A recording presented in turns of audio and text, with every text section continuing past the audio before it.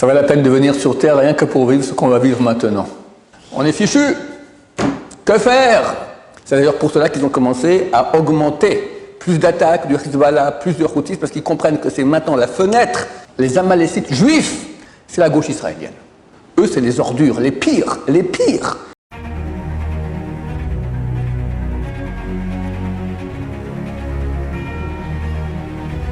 Ce jour dédié pour la réussite de Yosef Ben Doli Elza Bezrat Hashem, avec l'aide de Dieu. Ok, chers amis, on vit une époque. Ça valait la peine de venir sur Terre rien que pour vivre ce qu'on va vivre maintenant. On vit des événements absolument grandioses qui peuvent mettre des gens dans une situation d'angoisse et de peur. Moi, je vous dis, c'est le beau fixe. On peut être très très content, c'est extraordinaire. On arrive à la fin avec l'aide de Dieu. Je vais expliquer pourquoi.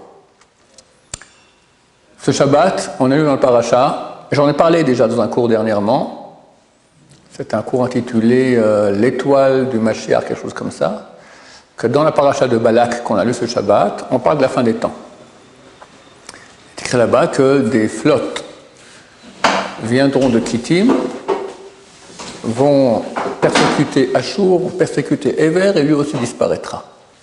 Le Targum, la traduction, on a plusieurs traductions, les deux disent à peu près la même chose, un développe un peu plus, que des troupes armées viendront des îles éloignées de Édom, d'Occident, passant par l'Italie et la Lombardie, lieu se trouve d'ailleurs la flotte, 6e flotte américaine, et vont attaquer Ashur. Ashur, c'est le pays d'Assyrie, ce qu'on appelle l'Irak en bon français. C'est les deux guerres du Golfe qui sont déjà passées, c'est l'histoire. Et vont attaquer l'Iran, et tout est fini. Et aussi, lui disparaît, et l'histoire est terminée. Et j'ai dit qu'il y avait un rapport d'habitude, il peut y avoir un rapport entre ce qu'on lit dans la paracha Shabbat et ce qui se passe dans l'actualité. Eh bien, ce Shabbat-là, cette guerre de fin de temps, à mon avis, elle a commencé. Pendant Shabbat, 12 F-35 israéliens armés jusqu'aux dents font 2000 km de route, ravitaillés en vol par les Américains et les Anglais, et bombardent de façon très dure et méchante, Baruch Hashem, le port et les entrepôts d'armes des Houthis, à cause d'un drone qu'ils ont envoyé sur Tel Aviv, qui a sauté, je crois, vendredi, la nuit de jeudi à vendredi. Et eux, crétins finis, je pense que c'est l'école des tarés, d'accord, qui disent on va se venger, en faire encore plus. Ils se battent contre l'Amérique aussi a attaqué, l'Angleterre aussi. Bibi a déploré que c'était nul comme attaque, ils ont fait égratigner un peu. Il fallait aller beaucoup plus fort. À mon avis, on arrive proche de la fin et j'explique pourquoi. Prenons les textes. On a plusieurs textes de la Bible qui parlent de la fin des temps. On peut dire que tous, en tout cas beaucoup, nous parlent de l'Iran. Un texte, c'est un texte que j'ai souvent raconté ici, mais c'est longtemps que je ne suis pas re-raconté, que je le re-raconte, c'est Daniel. Daniel, c'est un grand sage d'Israël qui avait un don de prophétie. Il n'était pas prophète. Dieu ne l'a pas envoyé, on va dire des prophéties au peuple d'Israël, mais il a beaucoup de prophéties. Et il était à la cour du roi le plus puissant de l'époque jusqu'à ce jour, c'était Nabuchodonosor, qui voulait avoir à sa cour des sages de toutes les nations qu'il avait conquises. C'est un très grand conquérant, donc il avait plusieurs dizaines de conseillers pour le conseiller, dont Daniel. Et dans Daniel chapitre 2, il raconte l'histoire suivante, qu'un beau matin, il se lève et il convoque tous les conseillers, tous les devins, tous les magiciens, et leur dit, écoutez, j'ai fait un rêve, je comprends que ce rêve est extrêmement significatif, et j'aimerais en connaître la signification. Les devins disent, pas de problème, Sa Majesté, racontez-nous le rêve. On a tous ici un bac plus 7 d'interprétation des rêves, on vous l'explique. Il dit, c'est trop simple. On peut toujours interpréter un rêve comme on veut. Si vous êtes des vrais devins, vous devez être capable de deviner, devin, ça vient du mot deviner, ce que j'ai rêvé. Et là, je vous croirai pour l'explication. Alors, je vous écoute. Les devins se regardent comme ça et disent, non mais c'est pas possible. Sa Majesté, regardez, on est des vrais devins, vous pouvez compter sur nous 1000%. Jamais un roi n'a demandé à ses devins de deviner les rêves, c'est pas possible. C'est que les anges qui font des choses pareilles. Alors, ayez confiance, dites-nous le rêve, et on vous l'interprétera comme il se doit. Nabuchodonosor était un roi très très cruel. Il a détruit le temple de Jérusalem, d'accord? C'est lui qui a hérité de la royauté mondiale. Écoutez, c'est bien simple, je vous laisse 2 minutes. Si dans 2 minutes, vous ne me dites pas quel est mon rêve, alors tous au feu. On fait un grand feu, on vous brûle tous. Vif. Plus qu'une minute, minute 58. Et minute 56.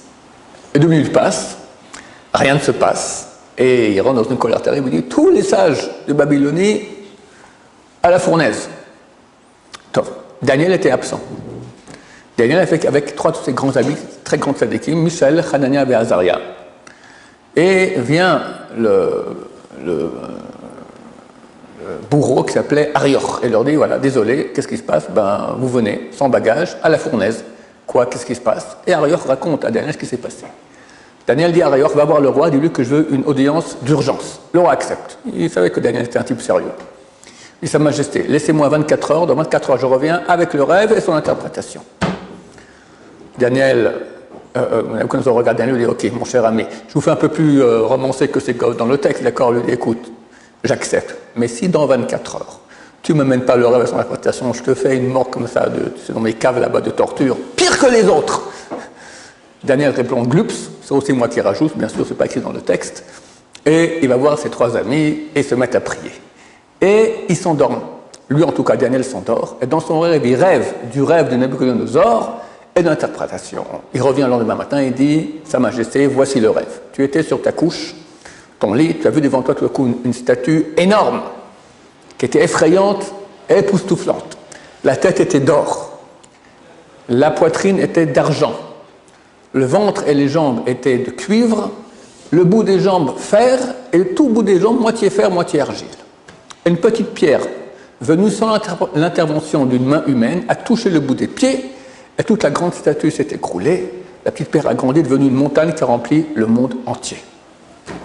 Nabuchodonosor dit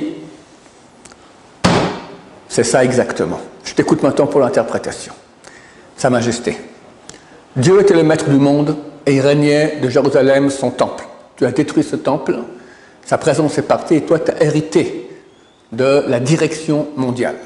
Et cette statue te montre l'histoire de cette direction mondiale. C'est toute l'histoire qui va diriger quand jusqu'à la fin de l'histoire. La tête d'or, c'est ton empire, l'empire babylonien, le plus grand, celui qui a à la tête. Mais un jour, ton empire aussi disparaîtra, sera remplacé par la poitrine d'argent. Qui est l'empire qui a remplacé les Babyloniens? Pas du tout. Non plus, c'était la Perse. La Perse. Le petit-fils de Nebuchadnezzar a été conquis par les Perses et tué par les Perses. Après, il y a eu l'Empire perse. L'histoire de Mordechai et Esther, c'est l'Empire perse. Après viendra un autre empire qui va détruire les Perses. Qui c'est? Les Grecs, Alexandre le Grand, qui sera comparé au cuivre, le ventre de cuivre et les jambes de cuivre. Puis qui va conquérir les Grecs? Les Romains. Ça sera les jambes de fer. Et là-bas, c'est écrit comme le fer, qui est l'arme la plus puissante. C'est le matériau de l'arme, des armes, d'accord? Les Romains étaient une puissance occidentale jusqu'aujourd'hui. Aujourd'hui, c'est encore Rome, d'accord? L'Amérique, c'est Rome. Ils ont l'aigle romaine comme signe, ils ont le Sénat, ils ont les sénateurs. C'est exactement à la romaine. Et c'est les plus grands guerriers du monde, d'accord? L'armée américaine, elle est plusieurs fois la meilleure autre armée au monde. Et à la fin, il y aura le fer mélangé à l'argile. L'argile, disent les commentateurs, c'est Ismaël, le monde musulman, le monde arabe. Et il y aura des tentatives d'union entre les deux, mais ça n'ira pas, parce que l'argile et le fer, ça ne se lie pas.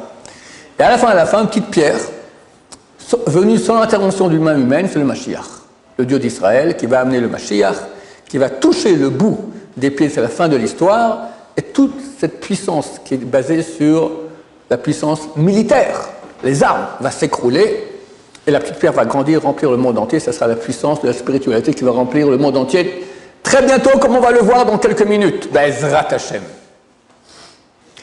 Maintenant, dans le texte, verset 45, Daniel 2, verset 45, qui parle de la destruction de la statue, Il est écrit, j'ai regardé maintenant de nouveau, dans la Bible traduite en français, il manque un mot, ils ont oublié. Dans l'hébreu lié, ils ont enlevé un mot. Donc il faut regarder, c'est pas l'hébreu, c'est l'araméen. D'accord? En tout cas, c'est écrit comme ça.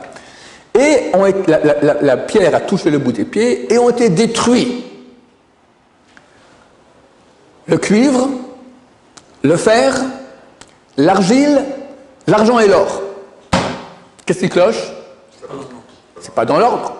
Ou tu vas de haut en bas, or, argent, cuivre, fer, argile, ou de bas en haut, argile, fer, cuivre, argent, or. Tu prends depuis le ventre. C'est donc le cuivre. Tu descends les jambes, le bout des jambes, tu remontes la tête et la poitrine. T'as bu? Daniel n'a pas bu. Le Malbim, il y a un siècle et demi, les plus grands commentateurs de la Bible expliquent le sens de cela. Il dit pour nous dire comment ça se passera. Il y aura deux blocs. Un bloc, les deux premiers qui sont cités, le fer et les reins, le cuivre. Le fer, on a vu, c'est Rome. Le cuivre, c'est Grèce. C'est donc la civilisation gréco-latine. D'accord, c'est quoi? C'est l'Europe. L'Europe, l'Amérique, tous ceux qui parlent français, anglais, allemand, tout ça, c'est la même racine gréco-latine. Donc le monde occidental. Qui vont attaquer l'argile. L'argile, c'est quoi? On avait dit, c'était le monde musulman. Mais musulman, ça va depuis le Maroc jusqu'en Inde. Qui? Les deux derniers cités, l'argent et l'or. L'argent, on avait dit que c'était l'Irak. Non, pardon, l'argent, on avait dit que c'était la Perse. Et l'or, on avait dit que c'était le monde assyrien, Nabuchodonosor, c'est donc l'Irak. Donc on doit avoir une union des pays, des civilisations occidentales qui va attaquer une fois l'Irak, une fois l'Iran. L'Irak, c'est de l'histoire, la guerre du Golfe. La guerre du Golfe, 21 forces alliées occidentales qui attaquent l'Irak, terminé, finito. Il y a eu deux guerres, pour une deuxième guerre, il n'y a plus d'Irak, terminé, c'est vide. Qu'est-ce qui reste? L'Iran, dernier acte. On doit avoir une coalition occidentale qui va attaquer l'Iran. Chers amis, à mon avis, ça a commencé ce Shabbat. Qu'est-ce qu'on a lu dans la Torah ce Shabbat? Alors j'expliquais des flottes armées qui viendront d'Occident, qui vont attaquer d'abord l'Irak, comme on a vu dans Daniel que je viens de citer, et après l'Iran. L'Irak, on l'a eu, il reste l'Iran. Les Houthis, c'est une plateforme iranienne, ils sont armés, ils sont financés, ils sont encouragés par l'Iran. Et cette attaque israélienne, c'est une grande première, avec aussi les Américains et les Anglais qui ont attaqué un peu, mais c'est une grande première. Maintenant, qu'est-ce qui va se passer? Si les Houthis étaient des gens sensés, qui n'ont pas étudié dans les écoles des tarés, ils disaient ok, bon, ça va, on ne va pas se battre contre l'Amérique. Mais ils ont dit non, on continue, on va se venger. Donc ils vont attaquer encore plus. Et qu'est-ce qui va se passer? Ça va encore attaquer de nouveau plus, escalade. Au bout d'un moment, on va se dire bon, qu'est-ce qu'on fait la guerre avec les Houthis? On va attaquer la maison mère, l'Iran. Et si on rentre en guerre avec l'Iran, c'est la fin. C'est écrit clairement. Qu'est-ce qui encore est écrit? Ce midrash apparaît à deux endroits. Un dans Yalkut Shimoni et un dans le Psikta Rabbati. Qu'est-ce qu'il dit? Il dit comme ça. Adi Rabbi Yitzhak, l'année où le roi Mashiach se dévoile, tous les peuples de la terre sont en querelle. Tu as des tensions partout. Tu as Russie avec Amérique. Tu as Chine avec Taïwan, avec Amérique. Tu as Corée du Nord avec Corée du Sud. Tu as bien sûr Israël avec Hamas, Hezbollah, Iran. Tu as peut-être une guerre bientôt en Europe, l'OTAN et l'Ukraine, etc. Partout, tension. Le roi de Perse est en querelle avec le roi d'Arabie. Aravia, c'est écrit. C'est quoi l'Arabie? Arabie Saoudite. Hachem a fait un grand miracle. Il y avait un type qui s'appelait Mohammed, et qui a créé donc un empire extraordinaire arabe, et puis un jour il est mort, sans garçon. Pour un arabe, c'est terrible, d'accord? Les orientaux sans garçon, ils sont très tristes. Qui va continuer l'action extraordinaire de Mohammed? Divergence d'opinion. Il y en a qui disent son compagnon d'armes, Abu Bakr. D'autres disent son fils Ali. Eh bien, il y a eu deux camps. Et ils se sont entretués. Un, ce sont les chiites, un, ce sont les sunnites. Ils se haïssent plus qu'ils haïssent les juifs. le pays la capitale des sunnites, c'est l'Arabie saoudite. La capitale des chiites, c'est Téhéran, c'est l'Iran. Ils se haïssent, ils sont presque en frontière. Il y a un tout petit pays entre les deux, le Koweït, comme ça, qui fait un peu frontière entre les deux. Une petite bande d'Irakiennes aussi de 50 km. Ils sont très très proches. Et bien sûr, l'Arabie saoudite, elle n'a pas une armée. Ils ne sont pas armés, ils sont très très faibles. Ils comptent sur l'Amérique pour les protéger. Et en 1945, après la Seconde Guerre mondiale, il y a eu un accord que l'Arabie saoudite, elle peut compter sur l'Amérique pour venir les protéger en cas d'attaque. Maintenant, si l'Iran attaque l'Arabie saoudite, l'Amérique elle est obligée de rentrer dans le jeu. Donc il y aura querelle entre le roi d'Arabie et le roi de Perse. Dit le Midrash, revient le roi... Ah non, c'est marqué que le roi de Perse va prendre conseil à Édom. Édom, c'est l'Occident. Dans le Psikta, c'est marqué Édom. Dans Yakushimoni, c'est marqué dans des versions Aram, d'autres c'est marqué Édom. Mais c'est le Psikta qui dit Édom. Édom, c'est l'Occident. Donc l'Arabie saoudite, elle va prendre conseil en Amérique. On a besoin de vous, chers amis. Comptez sur nous, c'est bon. Revient le roi de Perse, détruit le monde entier. Comment aujourd'hui la Perse peut détruire le monde entier? Ils ne peuvent pas faire une chose pareille. Bien sûr qu'ils peuvent, c'est très simple. Ils l'ont fait d'accord il y a quelques années. Dans cette période-là, au mois de septembre, août-septembre, ils ont envoyé quelques dizaines de drones dans les champs pétrolifères saoudiens. Terminé.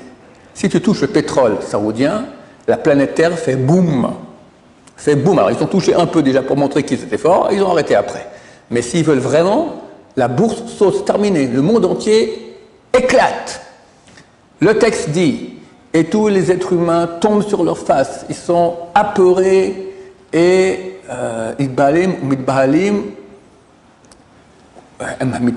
apeurés, terrorisés et tombent sur leur face. Et Bnei Israël seront aussi terrorisés et disent, ah non, c'est marqué aussi que les peuples aussi, Yochaz, Sirim, ils seront pris de contraction comme une femme qui accouche, des maux de ventre terribles. Bnei Israël aussi, ils seront terrorisés. Eux, c'est pas marqué le coup des maux de ventre, mais ils vont dire, qu'est-ce qu'on fait? Où aller, où venir, où aller, où venir? On va au sud, tu ne veux pas, tu as Hamas. On va au nord, tu ne veux pas, tu as Hezbollah. Tu vas maintenant à Tel Aviv, non, il y a les drones Houthis. Bon, on va en France, non, tu as Mélenchon. Qu'est-ce qu'on fait? On est fichu. Que faire? Tout le monde pose la question, Aliyah, pas Aliyah, Aliyah, pas Aliyah. T'es pas mieux là, t'es pas mieux là.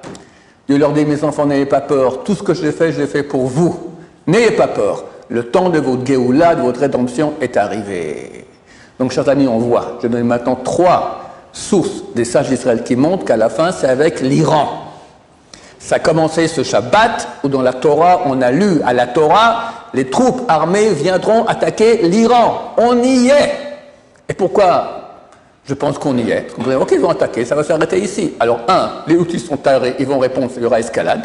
Au bout d'un moment, on va se dire, pourquoi est-ce qu'on attaque la plateforme iranienne? Attaquons la maison mère, pas la succursale, l'Iran. Les Américains ne veulent pas attaquer, ils veulent pas un front ouvert avec l'Iran. Ils font tout pour ne pas l'avoir. Mais ils seront obligés de le faire. Et d'ailleurs, j'ai un texte chez moi du Rav Yehoshua Heschel de Anipoli, qui date d'il y a plus de 2 siècles, qui dit qu'à la fin des temps, les peuples de la Terre voudront se mettre en guerre ensemble, mais ils verront que s'ils font la guerre, c'est Israël qui va en profiter. C'est clair que si l'Amérique attaque l'Iran, pour nous, c'est la belle vie, d'accord? Alors, ils vont tout faire pour ne pas rentrer dans cette guerre. Mais ça ne sert à rien, Dieu les prendra par la touffe de leurs cheveux et les mettra dans cette guerre de façon forcée. Comment? C'est très très simple. On a appris aussi qu'hier, dimanche, Biden s'est retiré. Donc qui va passer aux élections? Normalement, Trump. Alors, la CIA, les journaux en Amérique ont dévoilé que la CIA a dévoilé que les Iraniens comptaient tuer Trump. Mais bon, il faut y aller, hein. C'est pas aujourd'hui, après qu'il y a eu cette tentative ratée, ils font 10 fois plus attention. Pourquoi? Trump a dit la semaine passée, je conseille au Hamas de rendre les otages, parce que s'ils ne rendent pas les otages, parce que je deviens moi président, ça va être terrible pour eux. Et il a béni le peuple d'Israël. Il a dit, moi je me bats pour l'Amérique, et Israël c'est notre petit frère. Malheur à celui qui touche à notre petit frère. Les Iraniens ils comprennent, tu vas te battre contre Trump, t'es mort, d'accord? Biden et tout ça, Obama, Hussein Obama, c'est un de l'or, d'accord? Mais Trump, c'est pas, il est tout blond, il vient pas de la Mecque, d'accord? Il va vous rentrer dedans. Ils savent très bien, vous rigolez? Ils savent très bien les Iraniens. Donc s'ils veulent attaquer, en finir avec Israël, c'est maintenant. C'est d'ailleurs pour cela qu'ils ont commencé à augmenter plus d'attaques du Hezbollah, plus de Houthis, parce qu'ils comprennent que c'est maintenant la fenêtre. On a 3-4 mois en novembre, les élections américaines, pour attaquer. L'Amérique ne veut pas attaquer, ils sont obligés d'attaquer. Pourquoi? Parce que Trump se moque des démocrates. Vous êtes des nuls, des ratés. D'abord, vous avez Afghanistan, mais c'était une nullité totale. Comme ça, on a fui l'Afghanistan. Nul. Ensuite, allez, Biden, c'est lui qui a provoqué la guerre en Ukraine avec Poutine. Je crois qu'ils sont arrivés au moins à 2 millions de morts. Et c'est complètement Poutine qui a gagné les territoires, tout ça, il a gagné.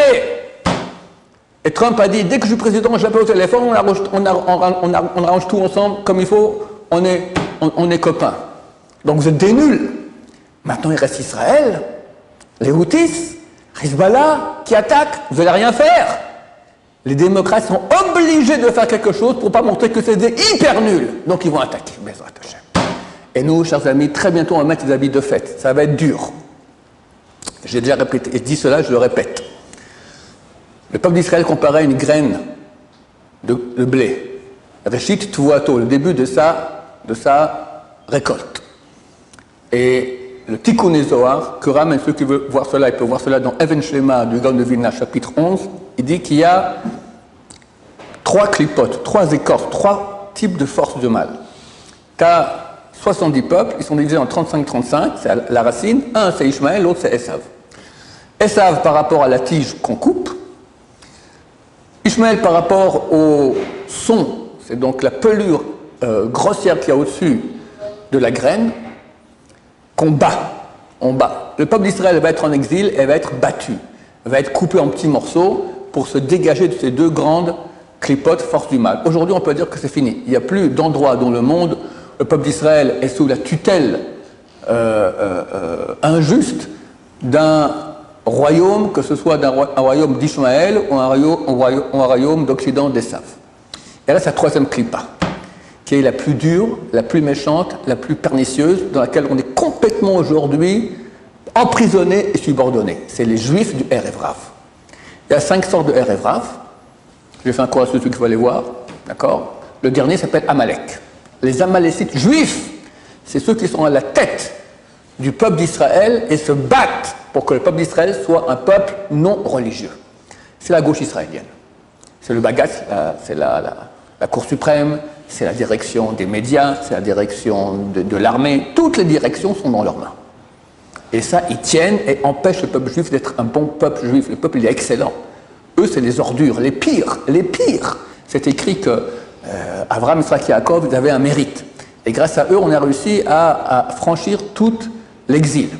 Le principal mérite qu'il y avait durant l'exil, c'était Abraham et Yitzhak. Yaakov, qui est le plus grand des 3 patriarches, a laissé tous ses mérites pour la fin. La bagarre contre le Erev Rav. C'est les pires. Eux ont réussi à faire ce qu'aucun peuple n'a réussi à faire. Rendre le peuple juif presque complètement goy. Que nous, on fasse une gay pride en Israël, qu'on vende la vente de porc libre en Israël, que ce soit un pays, la capitale la plus sympathique homosexuelle, Tel Aviv. Non mais ça ne va pas dans le peuple juif. Qui a fait ça? Les chrétiens auraient rêvé de faire ça. Les musulmans aussi, ils n'aiment pas ça, mais pour que nous on le fasse, ils auraient rêvé. C'est les juifs qui l'ont fait, le Erev Rav. Et pour enlever le Erev Rav, il ne faut pas battre la graine, c'est écrit qu'il faut la broyer, chers amis. Alors préparez-vous, on va vivre très bientôt un broyage de l'État d'Israël, Hashem Ishmor. Alors, des grands rabbins ont dit, il ne faut pas s'inquiéter. En tout cas, les juifs pratiquants n'ont pas à s'inquiéter. Ça, c'est fait pour casser, pour débloquer cette clipa, cette écorce-là, qu'elle tombe. Fini! Fini! Il n'y aura plus que les bons juifs qui aiment Dieu, et Dieu va se dévoiler dans toute sa splendeur. Comment il va nous sauver? C'est marqué un grand rabbin qui n'a pas voulu qu'on dévoile son nom, mais c'est le plus grand rabbin, je pense, d'Israël. Il a dit, il y aura des missiles partout, n'ayez pas crainte, ayez confiance en Dieu, tout ira bien. Mais bien sûr, mon cher ami, il faut faire tchouva, il faut être dans le camp de Dieu, pas dans le camp des Antilles, d'accord? Donc c'est le moment de se réveiller. Je ne sais pas quand sera la fin. J'espère que ce sera durant maintenant, que jusqu'au 9 Av, qui est un jour de deuil de l'exil, Dieu va changer ce jour-là en fête. Tous ces jeunes-là, celui du 17 Tammuz, doivent changer en fête. C'est le moment de le changer en fête. Sinon, il est écrit que le 15 Av, c'est dans moins d'un mois. On est nous le 16 Tammuz, tu rajoutes donc un mois, 15 Av. C'est marqué qu'il n'y a pas eu de fête plus grande pour le peuple d'Israël que Yom Kippour et 15 Av. Et quand tu regardes les sources, pourquoi 15 Av c'est une fête tellement grande? Franchement, tu ne vois pas grand-chose. Les nuits sont plus longues, donc on peut étudier plus de Torah la nuit. Le bois du temple, qu'on brûlait au temple sur les sacrifices, avait le temps de sécher déjà, parce qu'il devait sécher complètement, on pouvait l'amener. Les filles sortaient dans les vignes pour aller choisir leur chidour, les gens regardaient une fille qui lui plaît. Voilà. Dans le désert, les derniers 15 000 juifs qui devaient mourir la dernière année des 40 ans ne sont pas morts. Ok, très bien. Mais tu fais de cela qu'il n'y a pas eu de fête plus grande pour le peuple d'Israël que Yom Kippour et 15 Av. Franchement, moi je n'ai pas encore compris pourquoi. Je me suis dit peut-être c'est la date du Mashiach, c'est sur le futur. Donc il reste moins d'un mois. Peut-être je me trompe comme d'hab. Alors, à mon avis, c'est encore cette année. C'est écrit dans le même livre, Even Shlema de Gaon de Vilna, ici là-bas le Tikkun Zohar, qu'à Rosh Hashanah, c'est la fin de la sentence des ennemis de Dieu, Bezrat Hashem. Yanouka, quand je vais parler des antisémites français, il m'a dit bientôt vient Mashiach et il va s'occuper d'eux. Donc c'est pour bientôt. Un élève à moi qui est très proche de Rabbi David Abou Hatzara lui a dit, moi il lui a pris la main, il lui a dit, Michael, la Géoula est très très très très proche. Et j'aurais rajouté un trait, je crois, il a dit 3 fois, il a dit, Krova, me'od, très très très proche. Maintenant, peut-être je me trompe, et il n'y aura pas de guerre et de tout, et on continue, mais aïe aïe aïe aïe aïe, ça sent très fort. Le Rambam Bachaoul, le Zatzal, dont Aïloula sera ce jeudi, il a dit à moi et à mes parents qu'on verra Mashiach. Mes parents sont déjà blainara, assez âgés, moi aussi d'ailleurs, je commence à avoir des vieux, j'ai une mémoire de tordu, d'accord, qui me fait défaut, donc on espère que c'est pour très bientôt. Donc préparons-nous, faisons une grande chouva, il ne faut pas avoir peur, il risque d'avoir une guerre terrible avec Hezbollah, avec l'Iran, l'Amérique va leur rentrer dedans, après la Russie qui rentre, la Chine, tac, tac, boum, bam, bam, et la Mashiach vient, Dieu se dévoile, et tout finit bien, qui finit bien, Bezrat Hashem. Voilà, chers amis. Baruch Adonai, l'olam, amen, va amen.